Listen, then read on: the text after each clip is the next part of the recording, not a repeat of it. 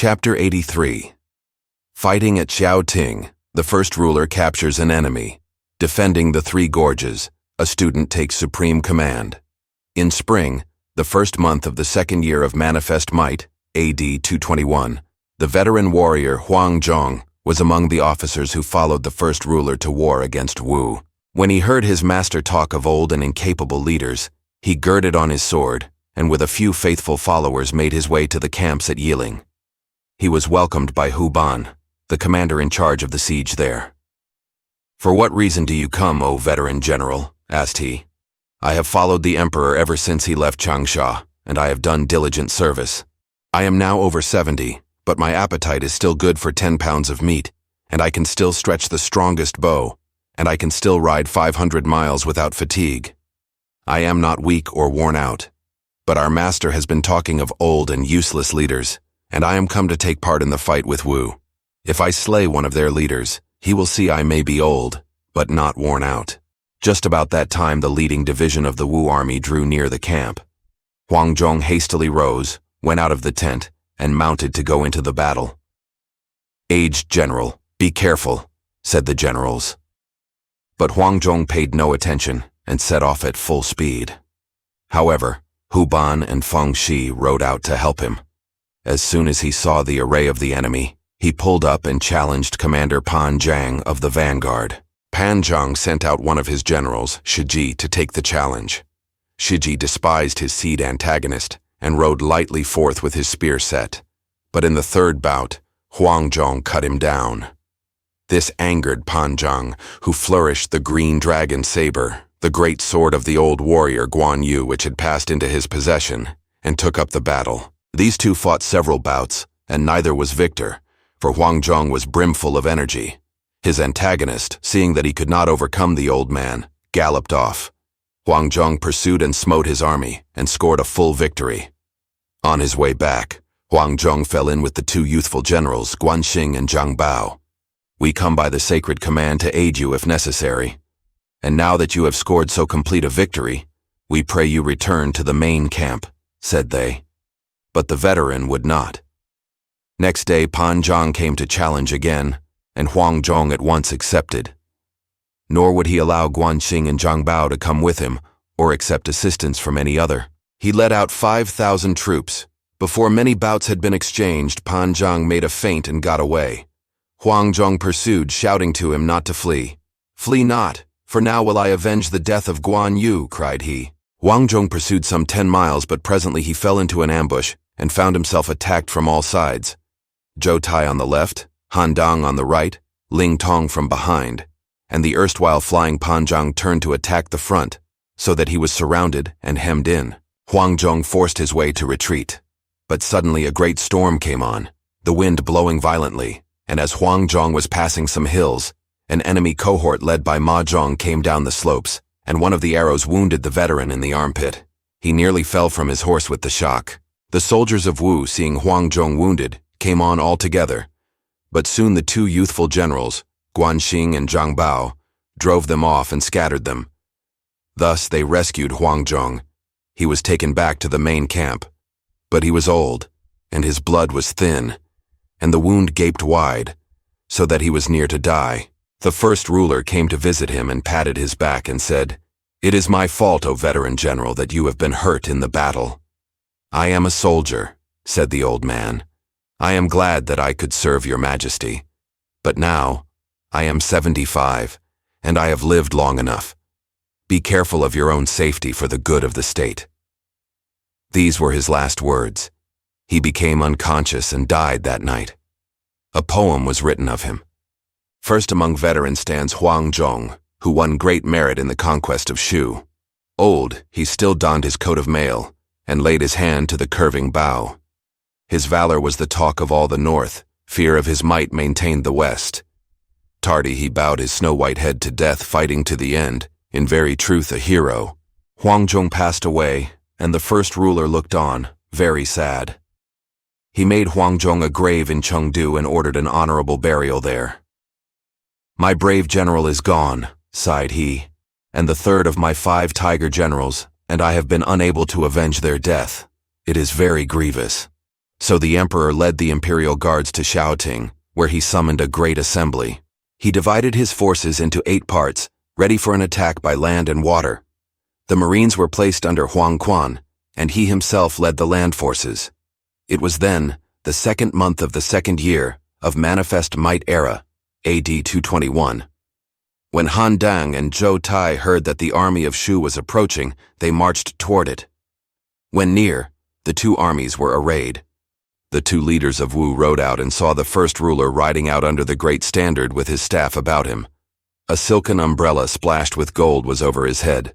Right and left were white banners, golden axes, and other insignia of an emperor. Then Han Dang spoke.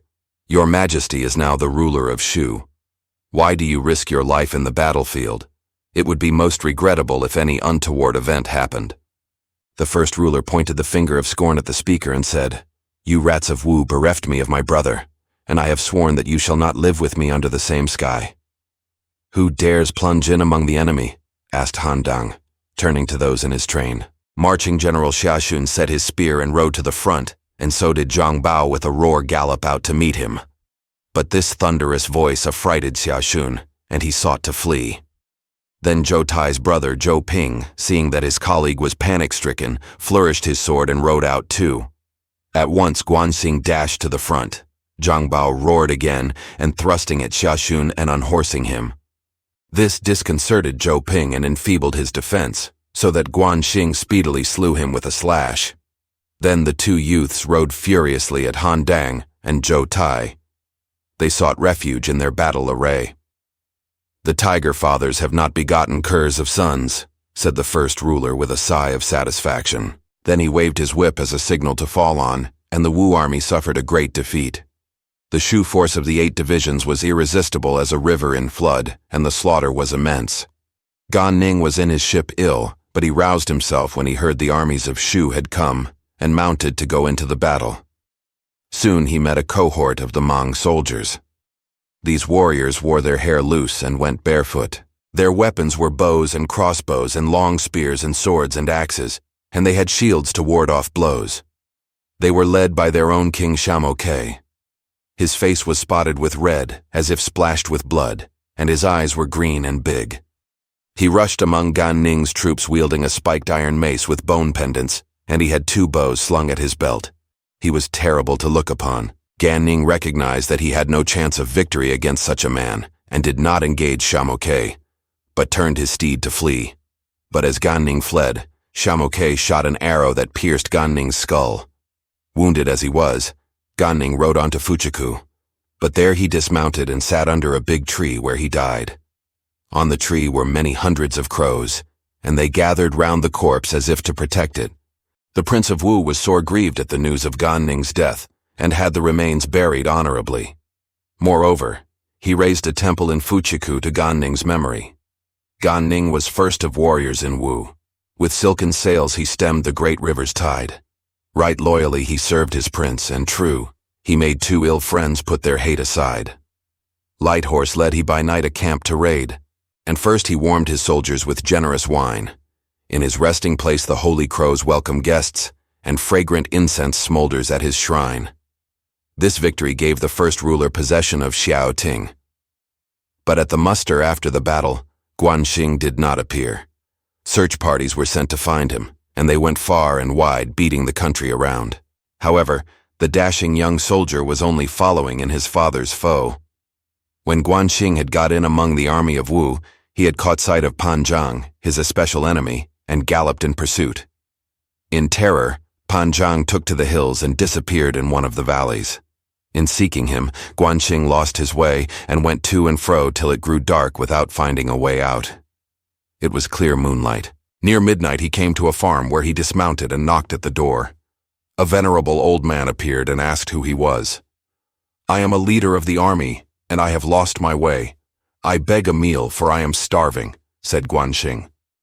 The old man led him into a hall lit by many candles, and there he saw in the family altar a picture of Guan Yu. At once he began to wail and bowed before it. "Why do you wail thus?" asked the old man. "This is my father," said Guanxing. At this, the old man prostrated himself before his guest. "Why should you treat my father with such respect?" asked Guanxing. "This place is sacred to his honored spirit. While he lived, the people served him, and now that he is a spirit, should they not revere him the more? I have been waiting for the armies of Shu to avenge his death, and it is indeed the great good fortune of the people that you have come." Then the host brought forth wine and food and served his guest.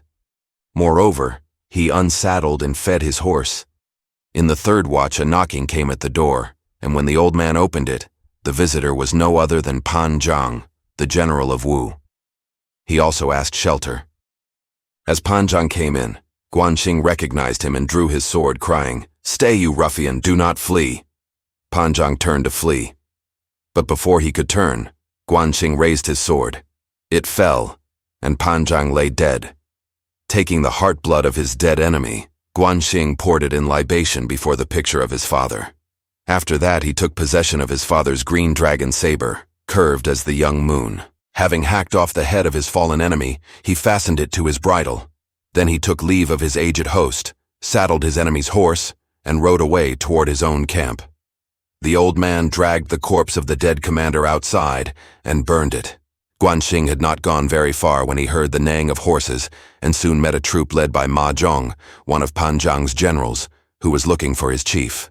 Ma Zhong fell into a great rage when he saw the head of Pan Zhang swinging at the neck of Guanxing's horse and beheld the famous sword in his hand. Ma Zhong galloped up furiously, and Guanxing, who recognized an enemy of his late father, rushed to meet him. Just as he would strike, however, Ma Zhong's 300 troops galloped up to support their general, and Guanxing was surrounded. He was in dire danger, but just opportunely came up a troop of horse led by his cousin Zhang Bao. At this, Ma Zhong, thinking discretion the better part, drew off his army and rode away. The two cousins pursued him. Before they had gone far, they met another force under Mi Fang and Fu Shiren who had come out to seek Ma Zhong. The two bodies of soldiers met and fought, but the troops of Shu were too few for victory and drew off. Thence they made their way to headquarters in Xiaoting, where they told their adventures and presented the head of Pan Zhang. The first ruler was very pleased and rewarded all armed forces. Ma Zhong went back and rejoined Han Dang and Zhou Tai. Then they collected their troops, many wounded, and stationed them in various points. Ma Zhong, together with Mi Fang and Fu Shiren, marched to the riverbank and encamped. The night they arrived, many soldiers were groaning with the pain of their wounds. Mi Fang, who was listening unknown to them, heard one of them say, "We are Jingzhou soldiers and victims of Lu Meng's vile machinations. If we had only remained under Liu Bei. Now he is emperor and has set out to destroy Wu, and he will do it one day. But he has a special grudge against Mi Fang and Fu Shiren. Why should we not kill these two and go over to Shu? They will think we have done well." Another said, "Do not be hasty. We will do it presently when there is a chance." Mi Fang started as he heard this. He told Fu Shiren, saying, "The troops are mutinous, and we ourselves are in danger. Ma Zhong is an object of especial hatred to the ruler of Shu. Suppose we kill him and surrender. We can say we were compelled to give in to Wu, but as soon as the news of the emperor came near, we wanted to get back." "It will not do," said Fu Shiren. "If we go, they will kill us. No, the ruler of Shu is liberal and kind, and the heir, Liu Shan, is my nephew. They will surely not do any harm to a connection." In the end, they decided to go, and in the third watch, they made their way into their chief's tent and stabbed him to death. Then they cut off his head, and with their grisly trophy and a few dozen followers, they set off for the camp of the ruler of Shu. They arrived at the outpost and were taken to see Zhang Nan and Feng Shi, to whom they told their tale. Next day they went into the main camp and were admitted to the presence of the first ruler, to whom they offered their trophy. And they threw themselves on the ground and wept, saying, "We are not traitors. We were the victims of Lu Meng's wickedness. He said that Guan Yu was dead and tricked us into giving up the cities. We could not help surrendering. When we heard the sacred chariot had come, we slew Ma Zhong to satisfy your vengeance, and we implore forgiveness." But the first ruler was angry and said, "I left Chengdu a long time ago. Why did you not come to confess your fault before? Now you find yourselves in danger, and so you come with this specious tale to try to save your lives. If I pardon you, how shall I look my brother in the face when we meet beneath the 9 golden springs?" Then he bade Guanxing set up an altar to his father in the camp, And thereon the first ruler offered the head of Ma Zhong in sacrifice before the tablet of Guan Yu. This done, he had Guan Xing strip the two deserters and make them kneel before the altar. And presently with his own hand, Guan Xing hewed them in pieces as a sacrifice. Presently Zhang Bao came in and wailed before the first ruler, saying, "The two enemies of my uncle have been slain, but when will vengeance be taken upon those of my father?" "Do not grieve, my nephew," said the first ruler. "I am going to lay waste the Southland and slay the whole of the curs that live there. I will assuredly capture the two murderers of your father, and you shall hack them to pieces as a sacrifice." Zhang Bao went away, still weeping. About this time the fear of the first ruler was very great among the people of the Southland, who stood in dread of him, so that they grieved night and day. Han Dong and Zhou Tai were rather frightened too, and they sent a report to their master of the assassination of Ma Zhong and what had befallen the assassins. Then Sun Quan was distressed and called together his counselors. At this meeting, Buji proposed submission and self-humiliation for the sake of peace.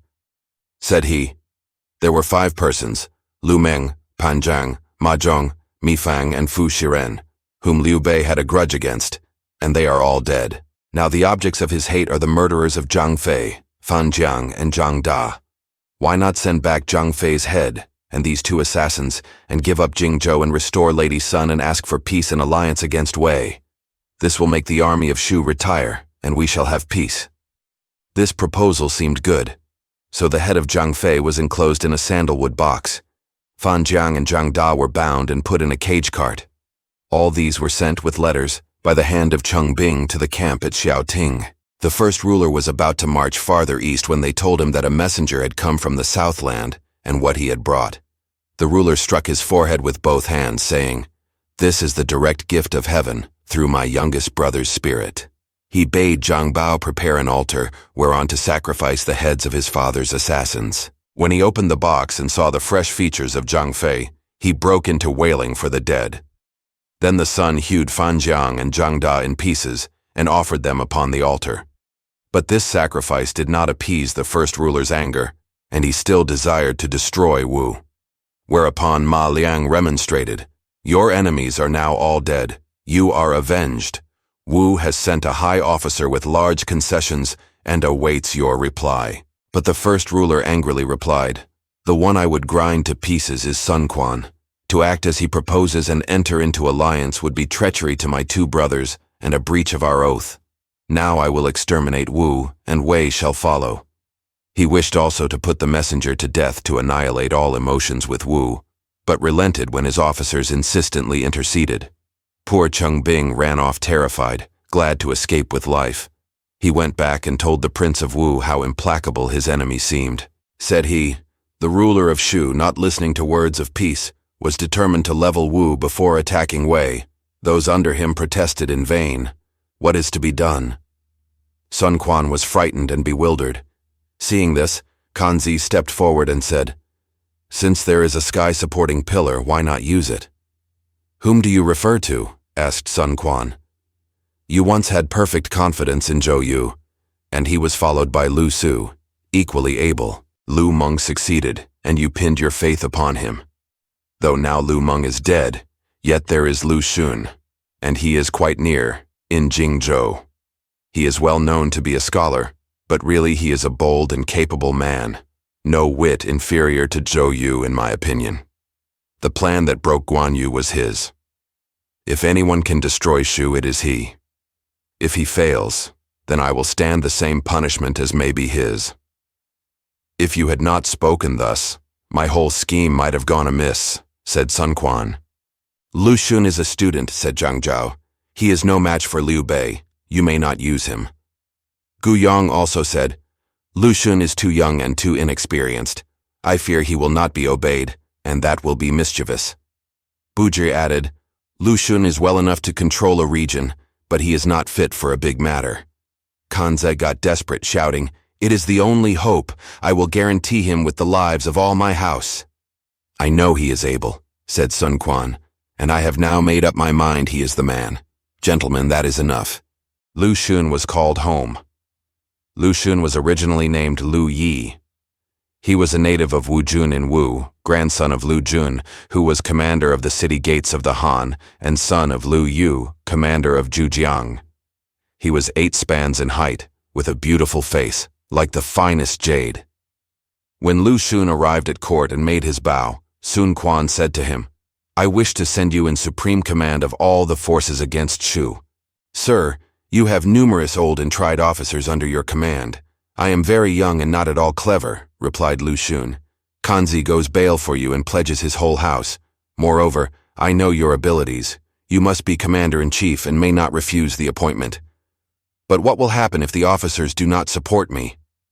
"Here is authority," said Sun Quan, taking his own sword from his side and giving it to Lu Xun. "Slay the disobedient and report afterwards. I am grateful for this proof of confidence, but I dare not accept forthwith. I pray you assemble all the officers and confer the office upon me in their presence." Said Kanze, "The ancient fashion was to set up a platform and thereon present to the leader-elect a white yak's tail and a golden axe with the seal of office and commission. Thereafter his dignity and the reverence due from others were beyond all question. It would be well, O Prince, to follow the old rule. Choose a good day and appoint Lu Xun before all the world, and no one will refuse support." An altar was begun at once. They worked at it day and night, and as soon as it was finished, a great assembly was called. Then Lu Xun was requested to ascend and make his bow on receiving his appointment as Commander-in-Chief, General of the Right Army, General who guards the West, and Lord of Fenglo. The sword of authority and the seal of office were presented. His powers extended over the 6 territories in the 81 counties of the Southland, over the forces in Jingzhou and Wu, and in charging him Sun Quan said, "Domestic affairs belong to me. Outer affairs are under your direction." Lu Xun then descended. He chose Xu Sheng and Ding Feng as commanders of his guards, and the army lost no time in taking the field. The various dispositions of horse and foot and navy were made, and dispatches were sent to the outlying commanders. When the dispatch reached Han Dang and Zhou Tai, who were camping near Xiaoting, they were alarmed, saying, "Why did the prince appoint a mere bookish student to the commandership of all armed forces?" So when the new commander-in-chief came, they showed their discontent by a lack of hearty support. Lu Xun went to his tent to receive the reports, and there the majority of the officers manifested only sullen respect and unwilling deference. Then Lu Xun addressed them, saying, "By order of my superior, I am commander-in-chief, and my commission is to destroy Shu. You, gentlemen, all know the ordinary military rules, and you would do well to obey them. The law is no respecter of persons, as those who disobey will find out, do not have to regret when it is too late." They nodded in sullen acquiescence. Then Zhou Tai said, "There is Sun Quan, nephew of our prince. He is surrounded at Yiling and is short of food. I venture to request you to send relief to him and get him out, so that the prince's heart may be comforted. I know all about him. His soldiers are faithful and he can easily maintain his position. There is no need to go to his aid. When Shu is broken, he will be free to come out." They all sniggered as they left the tent, and Han Dang did not fail to express his contempt for the newly appointed commander-in-chief. "This will be the end of Wu," said he to his colleague. "Did you note what he said?" "I tried him just to see what he would do," said Zhou Tai. "You see, he had no plan ready. He destroys Shu indeed." Next day, general orders were issued for defense and prohibitions against giving battle, which provoked more laughter at the incapable pedant, as they thought him in command, and secret resolves to disobey. Moreover, the officers showed their contempt by a general disregard of orders. So once more Lu Xun assembled them and said, "You know I am in command, yet the recent orders for defense have been disregarded. Why?" Then Han Dang spoke up. "Some of us followed General Sun Si when he first subdued the Southland. Others won fame in destroying rebels or in following the present prince in his campaigns. All of us have donned our armors and gripped our weapons in many bloody fights. Now, sir, you have been placed in supreme command to repulse Shu, and there should be some plan of campaign made for us at once, some dispositions of our forces, and some definite advance toward that end. Instead of that, we are told to strengthen our defenses and are forbidden to fight. What are we to wait for? Will heaven destroy our opponents for us? We are not afraid to die. Why is our keenness left to be eaten away, and our energies wasted in idleness." All the others applauded this speech and cried that the speaker had expressed their own ideas. "General Han Dang just says what we think. Let us fight a decisive battle," they cried. The new commander waited till the uproar had subsided, then drawing his sword, he shouted, "That I am a student is true, but I have been entrusted with a great task, a task for which the Prince of Wu considers me competent, and for the performance of which I am prepared to bear all the responsibilities. As for you, you will do well to act on the defensive as I ordered, and not allow yourselves to be led astray into any attacks, and I shall put the disobedient to death." This speech had little effect, and they dispersed grumbling and murmuring. Meanwhile, the ruler of Shu had made a long chain of 40 camps from Xiaoting to the borders of the riverlands, spreading out 200 miles. These base camps looked very imposing with their fluttering banners by day and their fires at night. Then the spies came in and reported. Wu appointed Lu Xun as commander-in-chief. Lu Xun ordered his commanders to defend strategic points and not to engage in battle. "What sort of a man is this Lu Xun?" said the first ruler. "He is a scholar among the people of Wu, and though young he is very talented," replied Ma Liang. "His schemes are very deep. He was the author of the villainous and crafty plan of attack on Jingzhou. His crafty scheme caused the deaths of my brothers. But now I shall have him," said the first ruler angrily. He gave orders to advance, but Ma Liang ventured to remonstrate and dissuade him. "Be very careful," said he. "This Lu Xun is no whit inferior to Zhou Yu." "I have grown old in the field," said the emperor. "Don't you think me a match for this callow youth?" He confirmed the order to go forward, and they attacked passes and fords and redoubts wherever they were. Han Dang notified his chief of the movement of the Shu army, and Lu Xun, still rather dubious of the strict obedience to his orders, hastened to the point of danger. He found Han Dang on a hill surveying the enemy's force, which advanced like a great wave. Amidst the army, they saw a wide yellow umbrella, and Han Dang pointed it out. "That must be Liu Bei," said he. "I should like to kill him." "Careful," said Lu Xun. "So far he has scored victory after victory, and his soldiers are very keen and confident. Maintain a careful defense on high grounds and do not go out to battle. If you do, you will lose. Impress that upon your officers and soldiers, and make them understand the strategy, while you follow the enemy's moves. They are hastening into the wide open space, and I do not wish to hinder them, nor will I accept any challenge to battle. But wait till they have moved their camps into the forest and among the trees. Then I shall have a scheme ready." Han Dang agreed so far as words went, but in his heart he was still ill-conditioned. When the Shu army drew near, a small force came to challenge. They shouted all sorts of abuse and hurled reproaches to put their opponents to shame, but Lu Xun took no notice and bade his troops stop their ears. He would not allow them to go out to battle, but he went from fort to redoubt, encouraging the soldiers to remain carefully on the defensive. The first ruler's heart burned within him at this refusal to come out to battle. Said Ma Liang, "Lu Xun is a deep and crafty fellow. He recognizes the disadvantages of your Majesty's troops in being far from their base, and from spring to autumn he will not come out to fight till some move occurs that he may profit by." "What ruse can he be contemplating?" said the first ruler. "The real fact is that he is afraid. Their army has suffered nothing but defeat times and again. They dare not meet us." One day the leader of the van, Feng Shi, memorialized the first ruler, saying, "The weather is scorching, and the troops are camped in the full glare of sun. Beside, water is scarce and hard to get." Thereupon orders were given to move the camps into the shade of the forest close by, and near the streams till the summer heats should have passed. This order given, Feng Shi moved the camp to a retired and shady spot for his troops. Ma Liang said, "If our soldiers move, the enemy will rush out on us and we shall be hard set." "I will provide for that," said the first ruler. "I will send Hu Ban with 10,000 of our inferior troops to camp near their lines, but I will choose 8,000 of veterans and place them in ambush. Hu Ban will have orders to flee before the soldiers of Wu and lead them into my ambush if they come out, and I will cut off their retreat. We ought to capture this precocious youth." "A genius in plans, a marvel of prevision," cried all those about him as this plan was unfolded. "None of us can approach you in cleverness." So they felicitated their ruler. But Ma Liang said, "They say the Prime Minister is on a tour of inspection of the defenses in the eastern portion of Shu, seeing that they are in good order against any attack on the part of Wei. Why not send him a sketch of your present dispositions of troops and ask his opinion?" "I also am not entirely ignorant of the art of war, and I see no reason to seek advice," was the cold reply.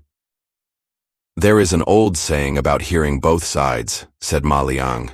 "Well, then you go round to all the camps and make a map and take it to the Prime Minister.